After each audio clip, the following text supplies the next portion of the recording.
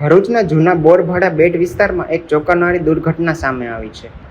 વડોદરાથી સુરત જતી ટ્રેનમાં મુસાફરી કરતી એક મહિલા દોડતી ટ્રેનમાંથી ઉતરવાનો પ્રયાસ કરતી વખતે ગંભીર રીતે ઇજાગ્રસ્ત થઈ છે. માહિતી મુજબ ટ્રેન ધીમી ગતિમાં હોવા છતાં મહિલા ઉતરવાનો પ્રયાસ કરી રહી હતી ત્યારે સંતુલન ગુમાવતા તે પટકાઈ ગઈ હતી. ઘટનાના પગલે સ્થળ પર અફરાતફરીનો માહોલ સર્જાયો હતો.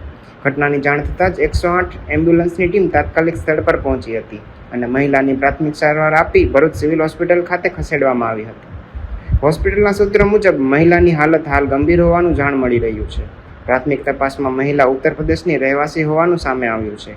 ભરૂચ રેલવે પોલીસ દ્વારા વધુ તપાસ હાથ ધરવામાં આવી રહી છે અને મુસાફરોને સાવચેતી રાખવા અપીલ કરવામાં આવી છે. આવા જ વધુ સમાચારો જોવા માટે સબસ્ક્રાઇબ કરો અમારી YouTube ચેનલને અને જોડાયેલા રહો Facebook, Instagram અને Twitter પર.